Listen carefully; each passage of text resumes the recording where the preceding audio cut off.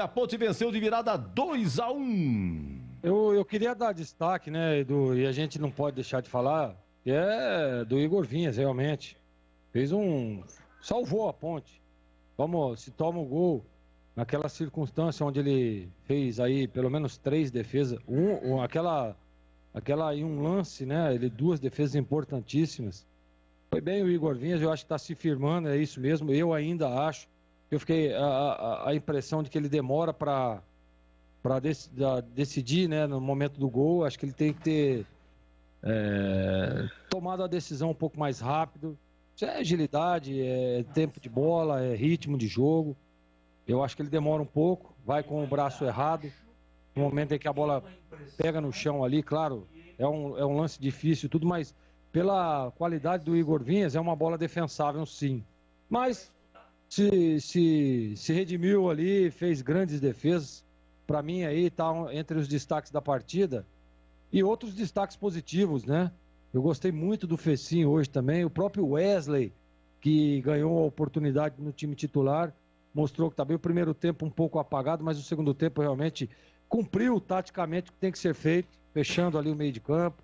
Em alguns momentos da transição rápida, a Ponte melhorou no segundo tempo, mereceu a vitória, é importante dizer isso. E eu queria dar um destaque também pro Luca, né? Que é um jogador, né, que a bola chegou com qualidade, ele bota na rede. Um jogador decisivo, de muita qualidade. Você vê que o lance ali, a Ferroviária deu um vacilo, ele se antecipa, mete a testa na bola e bota a bola dentro do gol. E é isso que tem que ser, jogador decisivo. Ribamar entrou, é outro também. Primeira que sobrou ali, foi lá e botou na rede. Concordo com o Tigão quando diz que a explosão está em dia ainda, apesar de achar que ele está muito fora de forma. Tem muito que evoluir ainda nesse aspecto, mas é um jogador que incomoda, um jogador forte, né? E o zagueiro fica muito incomodado com jogadores com essa qualidade, com esse perfil que é o do Ribamar. Ele que deu um bate-rebate ali, ele entrou, deu uma arrancada, a explosão está em dia ainda, foi lá e conseguiu botar a bola na rede. Então é isso aí.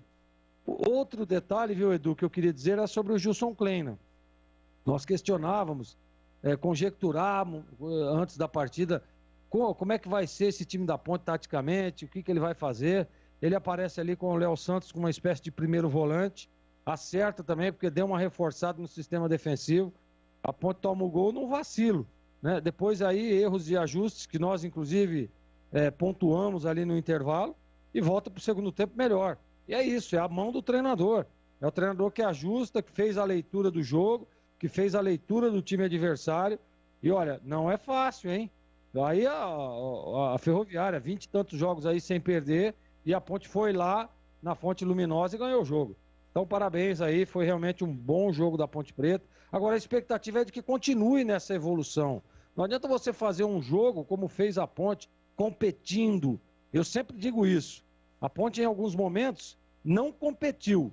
E a hora que se propõe a competir, se propõe a jogar de igual para igual, tá aí o resultado. Ó. Venceu o jogo de uma equipe realmente muito bem treinada, muito bem organizada, com peças importantes, com peças de muita qualidade, que hoje não conseguiram evoluir. Então, parabéns ao Gilson também, que fez um belíssimo trabalho nessa noite. E o torcedor Ponte Pretano tem que realmente comemorar, porque foi uma vitória, olha, Edu, difícil. Eu dizia durante toda a semana que a Ferroviária era a favorita, que o empate seria um ótimo resultado, eu até acreditava no empate, mas a Ponte foi lá e surpreendeu. Venceu o jogo, 3 pontos, anda na tabela, e isso que é o mais importante, viu, Edu Zasso? Muito obrigado, meu caro Glegson Zorzinho.